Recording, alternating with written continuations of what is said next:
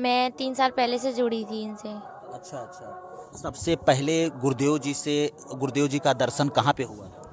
हमारे यहाँ आगरा में हुआ था इनका, जब इन्होंने भागवत करवाई थी तभी इनके दर्शन हुए थे हमें। अच्छा अच्छा। आप साध्वी नहीं बनी थी तब क्या आपका सपना था कि हम पढ़ लिख कर क्या बनेंगे या फिर आगे चलकर क्या कुछ करेंगे? क्या कुछ चल रहा था आपके दिमाग में? तब तो मेरी जॉब की इच्छा थी कि हाँ मुझे जॉब किस करनी। जॉब में? IPS, IAS, doctor, engineer? IAS बनना चाहते हैं। आपने ये क्लिप देखी, इस क्लिप में देखिए ये लड़की आगरा की रहने वाली है, 13 से 14 साल की इसकी उम्र है और ये पहले कहती है कि मैं आईएएस बनना चाहती थी। और आप ये देखिए पहली बार अपने माँ बाप के साथ महाकुंभ में नहाने के लिए आते हैं और देखिए पहली ही बार में ये कहने लगती है कि मुझे साध्वी बनना है, मुझे भक्ति मार्ग पर जाना है।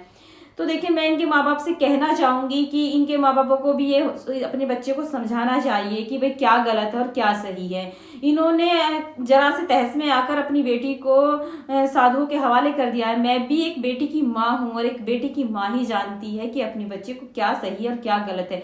जब ये पहले कहती है कि मैं आईएएस बनना चाहती हूँ और दोबारा से देखिए इसकी बातों से पता चल गया है कि ये अब देखिए साधुओं को देखकर कहने लगी है कि मैं साध्वी बनना चाहती हूँ। तो इससे पता चल जाता है कि ये भी छोटी बच्ची है, ये जो देख लेती है इसके मन में वही आ जाता है। तो देखिए पहले आईएएस की, आजकल आपने देखा ही होगा सोशल मीडिया पर आईएएस की ज्यादा ही वीडियो देखने को मिलती हैं, तो इसने वो देखी तो इससे आईएएस बनने का सपना संजो लिया और अब यहाँ पर महाकुंभ में आई तो इसने साध्वी बनने का सपना संजो लिया। सबसे बड़ी गलती है इसके माँ बाप की। माँ बाप का दिल जरा सा भी नहीं पसीजा कि भाई मैं अपनी बेटी को साधुओं के हवाले करने जा रही हूँ और ऐसे ही छोड़कर जा रही हूँ। आजकल तो वैसे ही इतना समय खराब है कि अपनी बच्ची को छोड़ते हुए दर्द होता है। मैं भी एक बेटी की माँ हूँ, जब मैं उसे कहीं छोड़ती हूँ या छोड़ने की सोचती हूँ तो पहले ही दर्द होने लगता है, कहीं मेरी बेटी के साथ कहीं कुछ अनर्थ ना हो जाए। तो देखिए मैं इनके माँ बाप से कहना चाहूंगी कि आपको अपनी बेटी को समझाना चाहिए और भक्ति मार्ग करने के लिए अपना घर परिवार नहीं छोड़ने की जरूरत पड़ती है।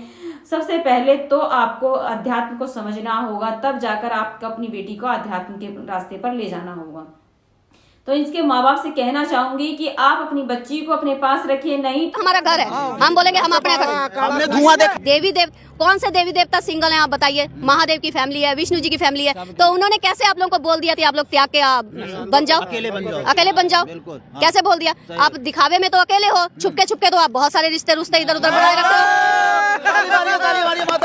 सच बोल रहे ठीक है ना? दोस्तों अभी आपने एक क्लिप देखी, इस क्लिप में साध्वी हैं जो भक्ति ही करती हैं और इन्होंने कहा है कि भक्ति करने के लिए आपको अपने घर परिवार को छोड़ने की जरूरत नहीं है। बिल्कुल सही कहती हैं ये कि घर परिवार में रहकर ही भक्ति की जा सकती है। हमारे जो देवी देवता हैं उन्होंने भी अपने घर परिवार को नहीं त्यागा और देखिए भक्ति की तो अपने यहाँ पर ही रहकर की है।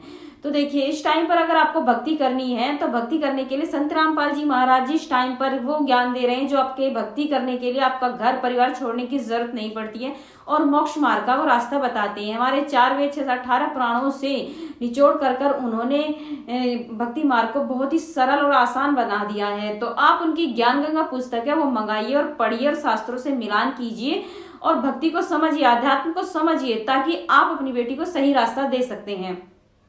तो मेरी तो इन सभी से प्रार्थना है कि इस वीडियो को जो भी देख रहा है उसे से ज्यादा शेयर कीजिए, अपने बच्चों को रास्ता दिखाएं तो सही दिखाएं और आध्यात्म के बारे में आप अपने बच्चों को जानकारी दे सकते हैं। सत साहिब।